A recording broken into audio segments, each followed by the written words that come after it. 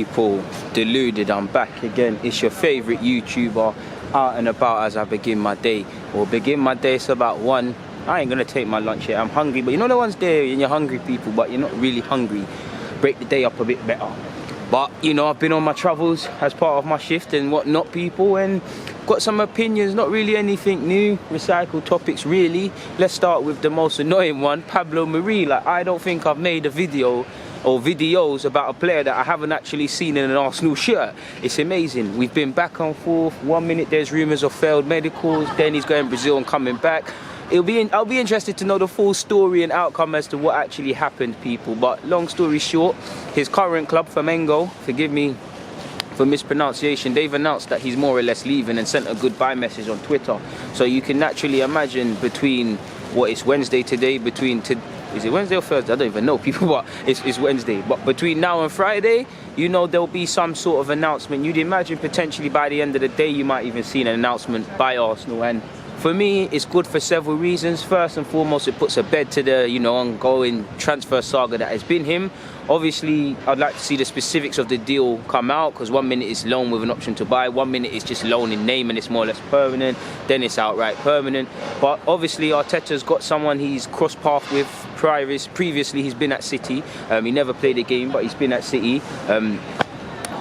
People, yeah, the pigeons are here. But yeah, he's been at City and whatnot. And for me, what I'm kind of hoping is that you look at his career. Obviously, he's doing this thing in Brazil now, but it hasn't really been plain sailing for him in his home continent of Europe. So obviously, he might not have felt a chance to come and play in the Premier League on maybe a regular basis at Arsenal. Wouldn't come again. So he sees it with 2 hands. And I believe Tim Vickery, now again, I don't take people's opinions for facts. I don't pretend to know this player, because I don't. Until he starts playing, I don't know what he's on and whatnot. I hear conflicting reports and whatnot. So I have to draw my own conclusions. But I was interested. I ain't got the comments to hand, but he was speaking in regards to playing a high line, and initially George Jesus wanted to implement playing a high defensive line and he couldn't, and then he brought in this guy and he was able to. Now obviously Arsenal play quite a high line in terms of possession, so he'd need to be able to do that, which leads me to believe he must be fairly decent on the ball. He's a left-sided centre-half, which is also an added bonus.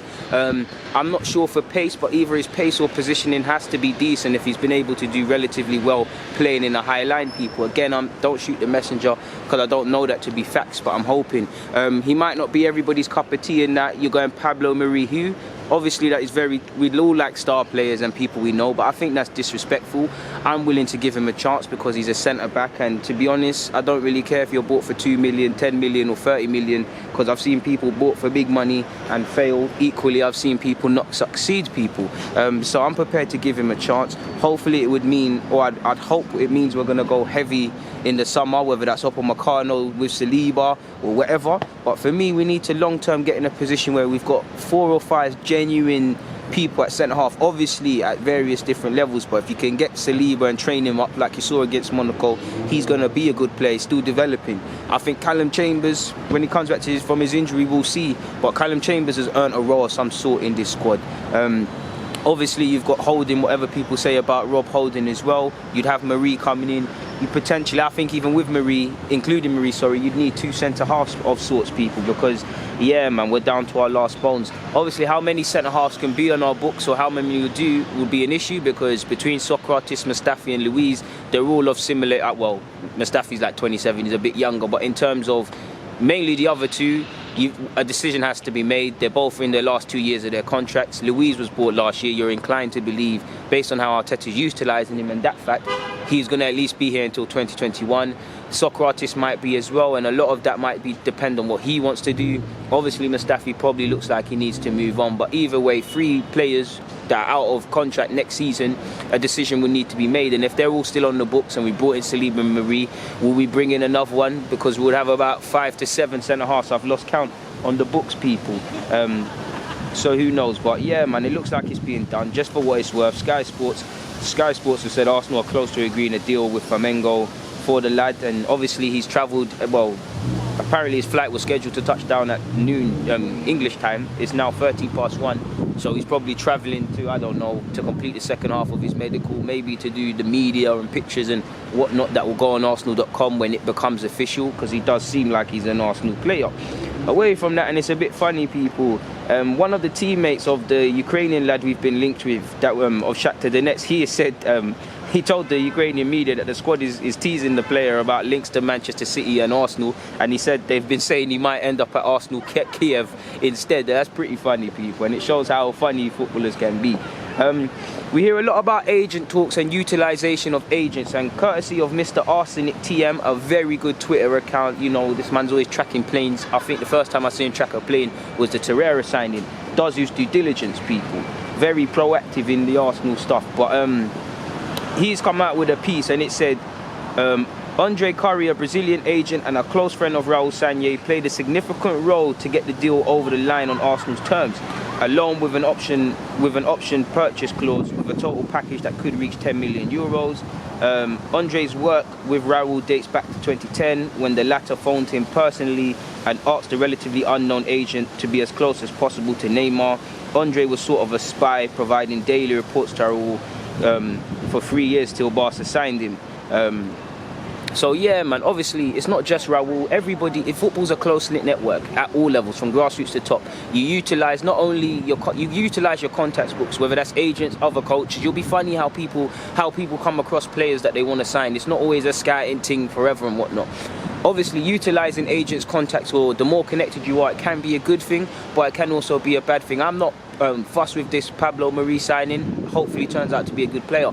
But if he was to play devil's advocate, was there really any scouting to it, or was it people utilising their friends and whatnot? We'll have to draw conclusions, and you'd imagine the thing that I think's unfair on Marie, if he plays good, people will praise the agent work and do due diligence. If it goes bad, what you're going to hear to the board is, oh, Arsenal are penny pinching, you get what you pay for, this, that and the other, and whatnot. But like I said, I'm cool with Pablo Mari, man, because I think, you know, his profile is decent in that I'm hoping he's got the hunger to make his mark in the European game, because he didn't really have a great career, the Spaniard, playing in his home continent. Obviously he's had more success, or he's definitely raised his profile in Brazil. Tim Vickery, the comments I made in relation to the high line, it said George Jesus wanted to play with a high line. No one in Brazil plays with a high line, so we needed a centre back who could do it, and they brought Marie, who was unknown and was thrown in at the deep end, but he sorted it out for them magnificently. So what I'm hoping is that, being at a team like that, he comes with a certain mentality, he comes with a professionalism, he comes with that hunger to be consistent, hunger to make a career at Arsenal, hunger to be the first name on the team sheet. Because for me, he's got to come to Arsenal and think, yo, I'm better than you centre-halves, I'm coming to do this thing. And what I'd like to hope as well, I don't know if he's going to be thrown in straight away, I don't know how Arteta plans to utilise him. Is he a squad player, is he a regular? But the good thing is that I know Socrates and Luiz have been in decent form, but if they were getting any sort of complacency, it's a kick up the backside, you get it, people, which Chambers could have given them, which I think if Chambers is fit for me, he starts ahead of them and could have been used well under Arteta. But unfortunately, you know, his season's over, and we hope he comes back to this level and things like that. It is what it is. Until Friday, there's small hope that we can bring in a midfielder, from my perspective anyways. Just happy a centre-half seems to be over the line, because as you see ourselves, we're simply down to our bare bones, man, and we're playing a very dangerous game, and we're probably one injury away from Xhaka having to deputise again at centre-half, people, potentially. So it is what it is in that regards. But for now, nothing more to add, so I'm going to get out of here and let you lot enjoy your day. But yeah, man, people, DG, I'm out.